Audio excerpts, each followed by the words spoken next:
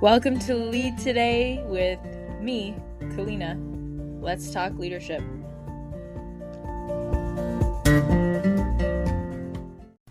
Hey, so good to be here with you, and on Valentine's Day, no less. I figured we absolutely should, and I wanted to, talk about love, because I think today can be a great day, and it can also be one of those days that you just wish you didn't know about.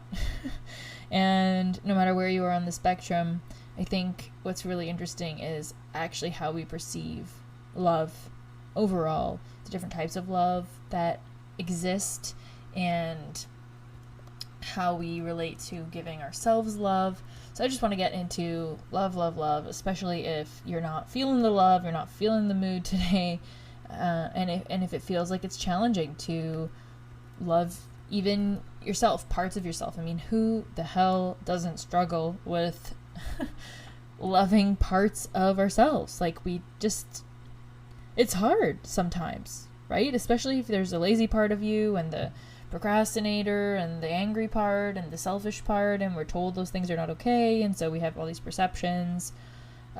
Man, right?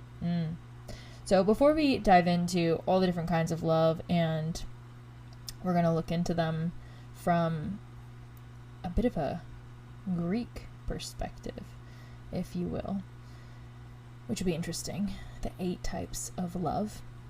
But before we do that, I would just like to thank you for being here, for supporting this show. However you do, even by listening, you are supporting me to continue doing this work. So thank you for being here. Please do share it with somebody. Just one person. It's amazing how this show has grown simply by people saying, hey, I listened to this one episode, it's cool, check it out. Like, that's all it really takes, and that's fascinating to me. So please, if there's an episode, maybe it's not this one, but another one that resonates with you, please do share it.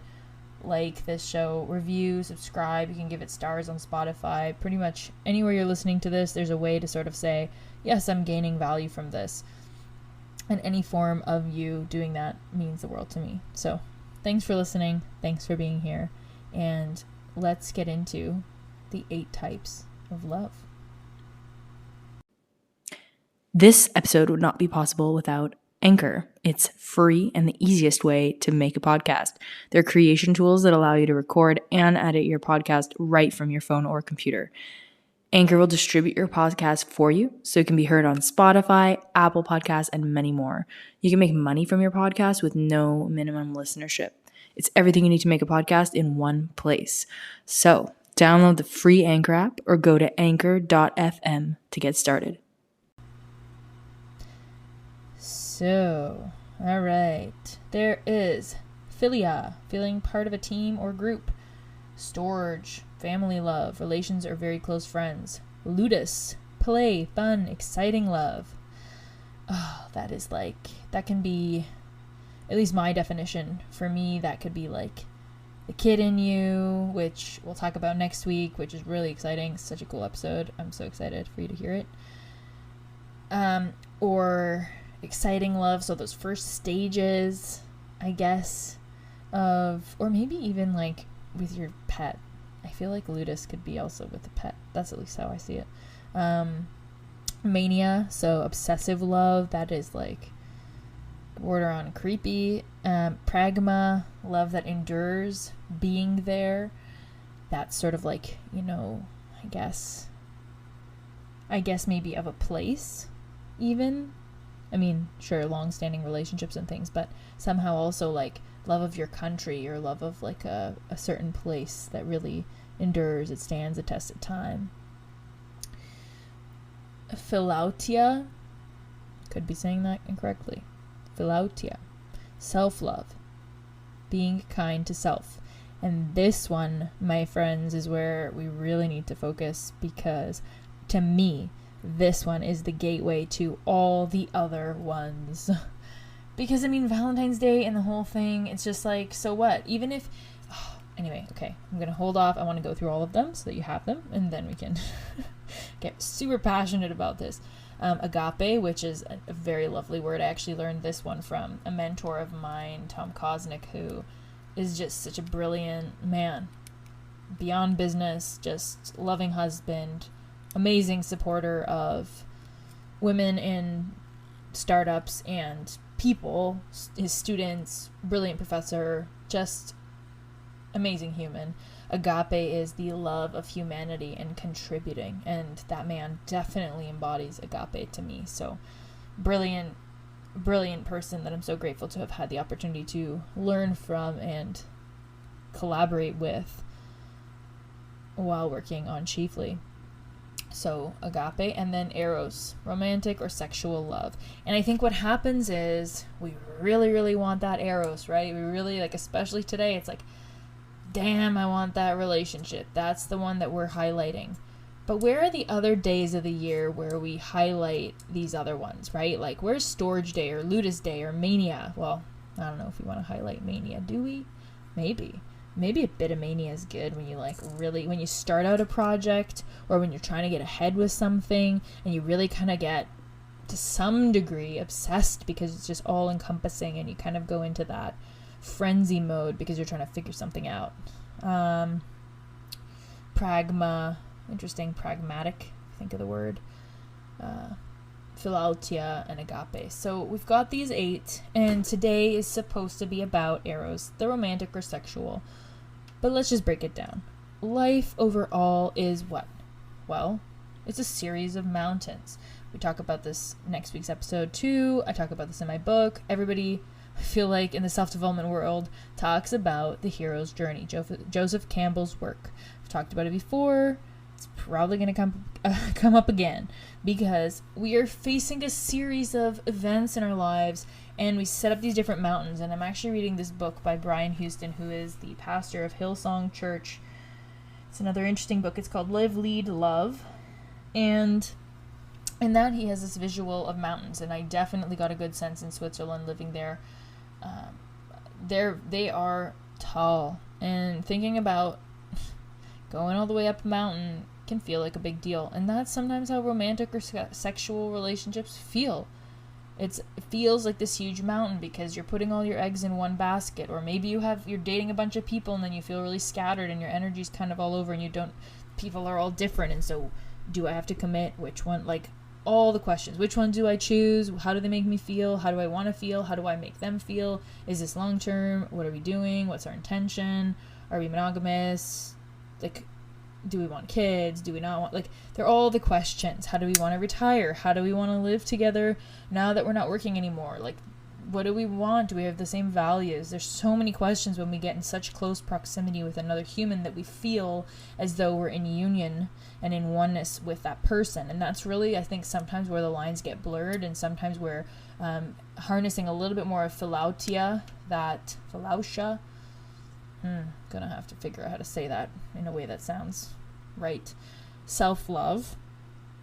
I think when we talk about self-love,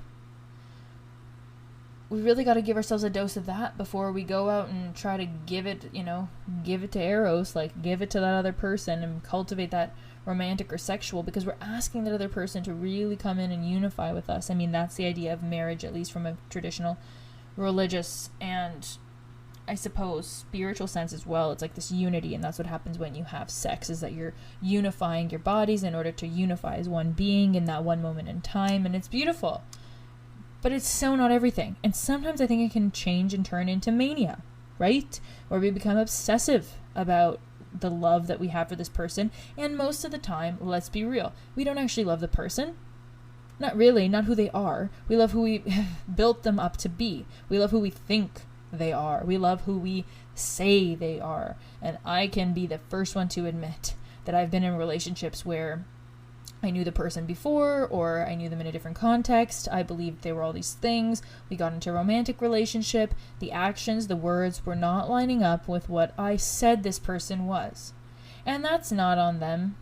Maybe a bit in terms of being respectful and faithful and those types of things. But I mean, it's on me for not living in the real world. I was in a place where I was assuming that my vision of the person was the person, and that was so misguided. And I think we do that a lot with Eros. A lot. And back to my vision, or my visualization that we got going here about mountains, it's like the book Live, Lead, Love from Brian Houston. He talks about going up a mountain, and really all that you need to do, because you won't know what the journey up the mountain will be like, and once you get up to the top of the mountain, there's going to be another mountain. This totally reminds me of that Miley Cyrus song. I've got to figure out what song that is, where she's like talking about climbing up the mountain. And anyway, so you're going up these mountains. Once you reach the top, you're not done, right? There's always another mountain, and that's the same thing that we see with these societal expectations. Maybe you have familial expectations. You're supposed to be married, then you're supposed to have kids, then you're supposed to have a certain house, then you're supposed to be a certain way. You better lose the baby weight. You better look like this. You better have this car. You better. You know what? It's like there's always another mountain, and maybe it's not from anyone else. Maybe you're putting that pressure on yourself because you should be at some place at this point in arbitrary time of your life. And yes, I want to address that there are physical limitations. There are biological limitations to what the female body can do and when it can do it. Baby making is a timely matter when it comes to the biology, the way our physiology, the way that our bodies work. There's a timeline. Yes, it's real. And feeling that biological clock can also be very real. But there's a lot that can be done to enhance, prolong fertility. There are a lot of environmental factors. Epigenetics is said to account for 80 to 90% of what happens with your body. 10 to 20% has to do with just pure genetics, like your environment turns on specific genes. So there's a lot that can be done here, people. And all to say that yes, there are some environmental external factors or physical limitations that we have placed on us, but the reality of the situation is we got a lot of mountains to climb, and we don't know exactly how climbing each of them is going to go. And would you want to know?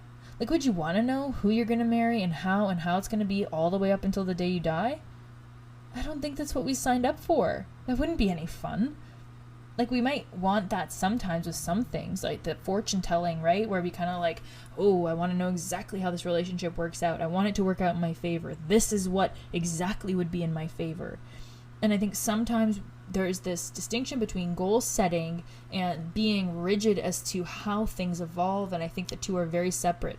In next week's episode, we'll talk a little bit about goals and what I think good goal setting is from an interesting book that I've read. And all to say that if you're sitting here going, it's Valentine's Day, my husband or my wife or my partner is not living up to my expectations because I wanted this, or that.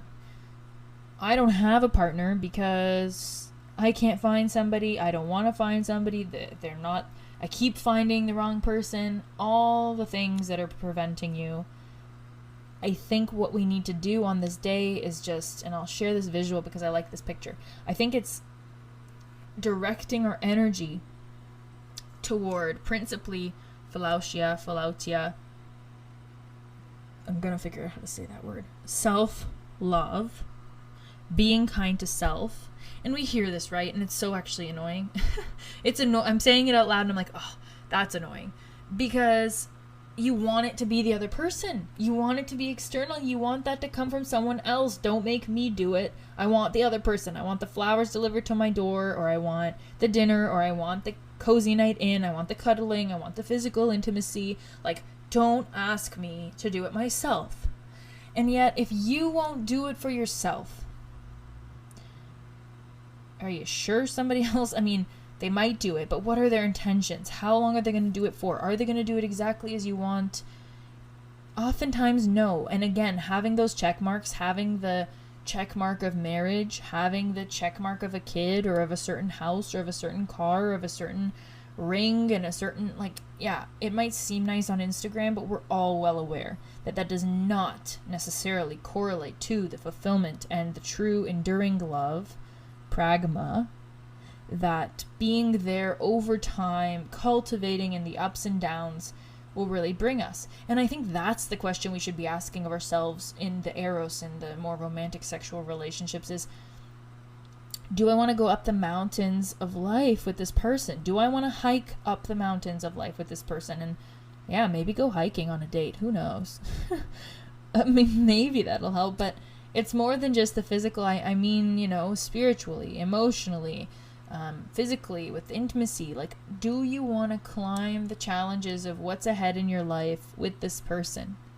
And if every step along the way is torturous, if there's fighting and arguing, I think it's really cause for at least pause, if not complete reversal of what it is you're doing and the path you're going down, because there can be fulfillment even in the valleys. And yes, the romantic sexual love is exciting, especially initially. But does this person exemplify Philia, feeling part of a team or group? That do they have a group of friends or their work colleagues, or do you see them exhibiting Philia? Do you see them exhibiting Storge, family love, close friends? Are they a part of their community with Philia? Are they a part of their family with Storge? How do they relate? Ludus, play, fun, exciting love. What about Ludus? What about play? Maybe they don't have a pet, but how do they play? What's their idea of fun? What's exciting love to them? What is it that they think is like a magical fairy tale love and exciting? Mania. Are they exhibiting signs of mania? What are they manic about? Ooh, that could be treacherous territory, because we're not trying to apply labels to people, are we? But okay, mania. Like, what are they obsessed about? What do they really want to figure out? What is it like they won't let it go? I think everybody's got some things, at least, right? Where it's like super, super diligent about nutrition, or what they read, or the clothes they wear, or their work. What kind of work do they do? Like, what are they obsessed about? Where do they spend all their time? And I think if we take a look at the different ways that somebody exhibits all the aspects of love in their life, it'll give us a broader picture, actually, of what we can expect from them. Agape. Do they have a love of humanity and contributing? Or are they cynical and hardened and closed off? And is humanity awful and everybody's evil and out to get them? Or do they exhibit open-heartedness toward everyone? Learning, at least. Agape. Philautia. Do they love themselves, and do they show it to themselves? Are they kind to themselves? Or are they constantly beating themselves up? And what about you? What about me? What about, we sit there and we point the finger. It's so easy and gratifying sometimes. It just feels like, yeah, see, I figured it out. Like, I know your shortcomings. It's like, oh yeah? Well, what about your own? Point that finger back to you. Not to make yourself feel shitty, but to be curious in a way that actually leads to something fruitful, which can be potentially the expansion of who you are, how you show up in the world. And Pragma, love that endures. Where's this person's enduring love? Where's your enduring love? What is the love that endures for you? Where do you show up with that Pragma in your life? What has endured the peaks and valleys for you? Your long-term best interests. Because as we see, right, Eros turns into Pragma as you grow into that respecting, cherishing, like grandparents kind of love, where they've been together for 40 years and they might bicker a bit, but it's like, I got you, right? We want that. So I think when we look at the different kinds of love on this day of love, maybe we're putting too much focus on Eros. Maybe too much on Pragma, on making a love endure that is actually Ludus, play, fun, and exciting. Maybe we really are wanting Philia, to feel like a part of a team or a group, and we're projecting that onto Eros, our romantic or sexual love. See, our hearts are so big, I think, and we can love in so many different ways that, well, it's a bit sad if we don't, isn't it? And I know that today is just filled with the reminder that there's one kind of love, but I would just hope to remind you here and give you a different perspective here to say, if you're showing up in love, with a loving spirit, in 7 of the 8 types of love that we talked about today, I have a very good feeling that 8th one is around the corner. I want to thank you so much for going on this journey around the 8 types of love with me and being here and listening to this show. If you liked it, please do share, subscribe, review, pass it off to somebody else that might love it so that we can impact more people and remind communities that love shows up in many different ways, and that I think we all